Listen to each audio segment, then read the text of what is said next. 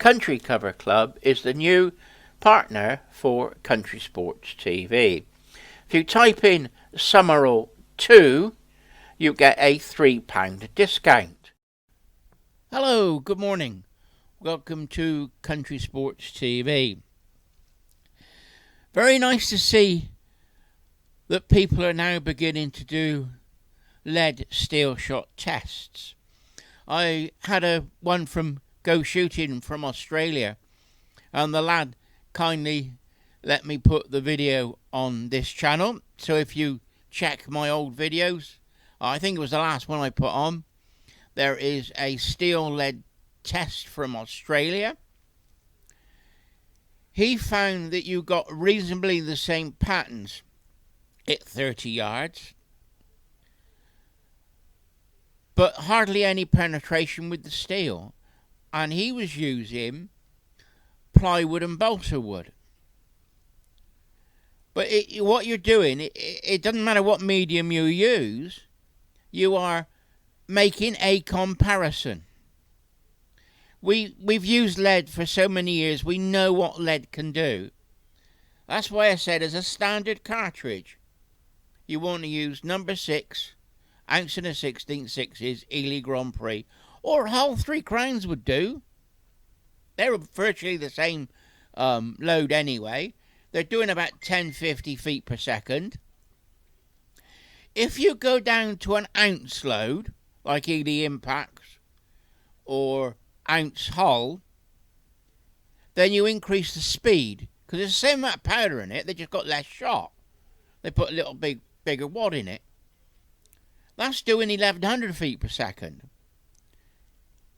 But what I want to do is I want people to show how a standard, ordinary game load, ounce and a 16/6, will match up to modern steel cartridges. It has to be standard proof cartridges, because you're not going to stand on a peg and shoot 150 cartridges with high performance cartridges. It's going to knock you for 6. You know, a wildfowler goes out and uses heavy loads to shoot geese and duck. Some wildfowlers are lucky to get through a box of cartridges, 25 in a year. You know, they go out with half a dozen in their pocket to go wildfowling. They shoot a duck or a geese and come home. They're not shooting large numbers of cartridges. So, when it comes to game shooting and you're standing on a peg, what have I fired? I think I've got rid of 50 is the most I've ever fired in one day. And that was I was on a peg right at the end. And they all seem to be screaming over me. You know, but that's the way that it goes. Or you could be on a peg in the middle, or on the other end, and fire one shot if you're lucky. But you're not going to be able to fire high-performance cartridges all day. And the other thing you haven't got is you haven't got a gun that'll fire it. Your Purdy's, your Churchills, your Hollands, your AYAs, they're all 70 mil, 2.5 inch or 70 mil cases. Can't use your Damascus guns. They now tell us, I see it on the Basque website, you can't use steel in Damascus barrels. That's another misleading statement in my view. But I'll use it because it helps my cause. Because you can only use lead in Damascus barrels. I'll explain why a minute. If you proof a gun is proofed with lead shot. It's proofed for a pressure, either standard proof or high performance proof. The gun is not fired to shoot lead or steel. It is proofed in the proof house with lead. My view as a gun maker is that a shotgun has never been proofed to fire steel. And I do not believe that a gun proofed with lead, for lead, should be using steel shot in it. It's my opinion. But that's not what we're talking. I want to talk about the patterns and the testing. That's what I'm. Let's get back to that. Got the Australian one up. It definitely shows that steel is not as good as lead. Brilliant test. Now we come on to the Fieldsports Channel. Now, the Fieldsports Channel has got somebody who's done a field test on steel and lead. Brilliant, well done. And they're doing it into ballistic gel. They've done the patterns. Patterns are similar. I've never said the patterns are going to be different, but might talk a bit about patterns later. They do it into gel. And the guy shows you that steel is going through 50% less than the lead. He was using 5 lead and 5 steel. Now, in my tests, using number 6 lead and number 4 steel, I had 20% less penetration with the steel. Now, this shows you that steel is just not as good as lead. It's physically impossible. It would break all the known rules of science if steel was as good as lead. So this, you only got to go up 2 shot sizes, is misleading. You've also got to remember that as you've got a larger pellet, it has more resistance when it hits fur and feather. So it's not going to go in as far. We've already said we can't, guarantee using high-performance cartridges, because we haven't got the guns to use them. I saw somewhere else, somebody phoned me up and said, we've got to change our guns every 2 or 3 years. Why? I'm using an English gun here, a box lock, that was made in 1890. It has Damascus barrels, 2.5-inch cartridges. I got an AOA Yeoman, which is 70mm. And I've got a 16-bore muzzleloader. Well, no way. One is Damascus barrels and one is black powder. No way am I ever going to be able to use steel in it game shooting. And occasionally I go game shooting with the muzzleloader. It's a wonderful day out. Walked up pheasants, that's what it was designed for.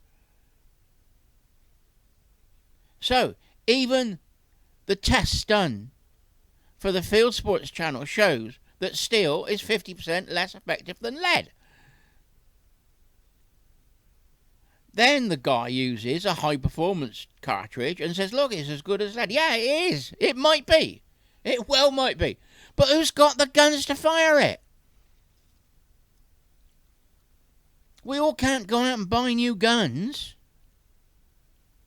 just to go shooting. We've already got, 5, 10 guns in the cabinet. I got 26 shotguns. Half of them are scrap, because it's what I call my black museum. I got barrels that have been blown up, chambers that have been blown up, and that's to tell people what not to do when they go shooting. Not to put a 20-bore cartridge down a 12-bore shotgun. Not to stick your muzzle of your gun into mud and then go and fire it without checking that the barrels are clear. I got muzzles bulged and muzzles broken. I've got one gun where the guy was told he has to use steel, but he didn't have any steel cartridges. So what he did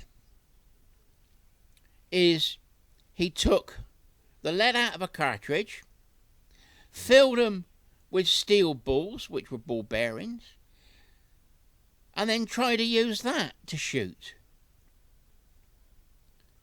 He ruined his gun. It actually swaged the barrel out of proof. Yes, I know there was no plasmod, and yes, I know he shouldn't have been using ball bearings. But what? It's using steel. Oh, it's soft iron. No, it's not. It's steel. It's mild steel. The makeup of steel shot is mild steel. Black drawn mild steel, if you like. It's got a maybe 1 or 2% carbon content. That's all. It's not soft iron. You know, it's mild, black drawn mild steel. That's the closest thing I can get to it. The problem we've got with steel that we're now finding out is they're coating it with zinc. And when zinc gets in the water, it's killing the water fleas. The Munich test proves that. The other problem we have with lead shot, and this is a problem with lead shot that we're going to have to talk about, is that we're importing lead shot and not making our own. So the quality of lead shot has gone down. In our lead shot, it's pure lead, about 5% antimony, and 1% tin. That's in our lead shot that we used to make. They used to make it in Bristol here. I used to go down and watch them making it when I was an apprentice, when I worked for Crudgington's in Bath. You know, Bristol was the first place to make dropped lead shot. Guy could what? He was a plumber. In the late 1700s, 1785 or something like that. He was a plumber and he worked in lead and lead piping. He had a dream one night of lead falling like rain. So he decided that he would melt lead and drop it and see if he could make balls up. Because the Navy at the time wanted cheap lead shot. They were casting it and rolling it, which cost a lot of time and money.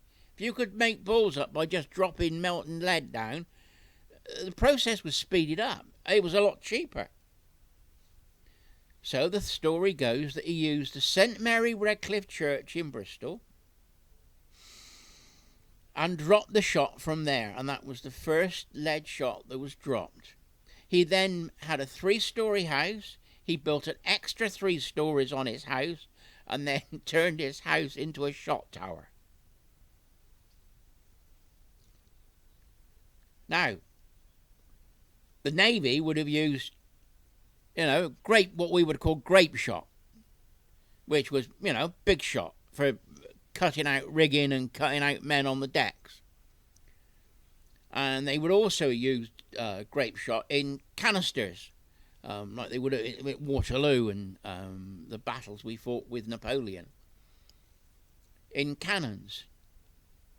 They put lead balls in a tin can, called it canister shot, and use that instead of a cannonball. And that was, anti-personnel shot. So lead shot's been used for a long time. We know what lead shot will do. Well, let's get back to the problem with the lead and the quality of lead. The problem we've got with lead coming into the country is there's too many impurities in it.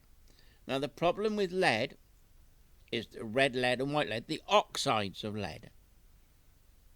And there are more oxides of lead in the imported lead from abroad than we make here ourselves. So, if we're going to continue losing lead, what we're going to have to do is create a standard. So the shot is better and pure lead as possible.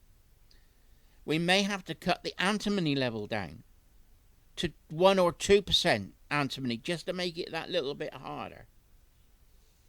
And we can do this by also adding a little bit of tin. May have to add a little bit more tin than we would do. But this is something that needs to be discussed and talked about. Steel, well, you know, steel's bad news in the environment. It rusts. It breaks down within a year. And what problems is that going to cause? I dread to think. You know, everybody's saying, lead's toxic, you've got to get rid of lead. Well, the Munich report proves that lead is less toxic than copper, zinc, or steel. Anyway, Ian, Country Sports TV, signing off. Let's keep this discussion going and let's try and save lead shot. If you want a lead shot cap, they're available on eBay, and that helps me do these videos and pay for my YouTube channel and my website, which I'm trying to build at the moment. I know it's not costing me lots of money, but I just want to recoup some of the money back. Because times are hard at the moment, let's face it. You know, when we went on shutdown, I didn't have any money for 3 months. So I'm just saying, right, if you can help me buy the caps, I got the badges, I've got other items as well on eBay. Just type in Save Our Lead Shot on eBay, and the items that I got for sale will come up. Anyway, Ian. Oh, and I got the mug as well. Don't forget the mug. Oh, I've got the mug here. I took it out to be washed up. Never mind. Anyway, Ian, Country Sports TV, signing off. And let's keep the fight going. Country Sports TV is campaigning to save our lead shot. And as such, we've produced a number of items that you can buy to help raise money to run a website and to help me do the videos. We've got a camo hat for Country Sports TV if you want to go pigeon shooting. We've got a Save Our Lead Shot camo hat. We have a blue Save Our Lead Shot baseball cap. And you can also choose 6 other colours if you go onto eBay. We also have a mug in 2 sizes. It's got Country Sports TV on the front and then Save Our Lead Shot on both sides. Added to this, we've now got an enamelled mug, and very good quality one for Save Our Lead Shot. There is a donation in the price for the Save Our Lead Shot campaign. And what we're going to do next is we're going to produce some button badges. Save Our Lead Shot button badges. It's not worth me selling one at a time, because I'm going to have to charge you 70 or 80 pence postage. And they're only £2 each. So what I'm going to do is I'm going to produce them in 5s and 10s and put them on eBay. And if you buy 5, you can sell 4 of them to your friends and get some of your money back. Thank you very much for helping sponsor me. I can't do this on my own. And if anybody would like to help the campaign, please let me know. Message me on Facebook on the Save Our Lead Shot page, or message me privately on Facebook. No problem at all. Ian, Save Our Lead Shot campaign through Country Sports TV, saying thank you very much for your help.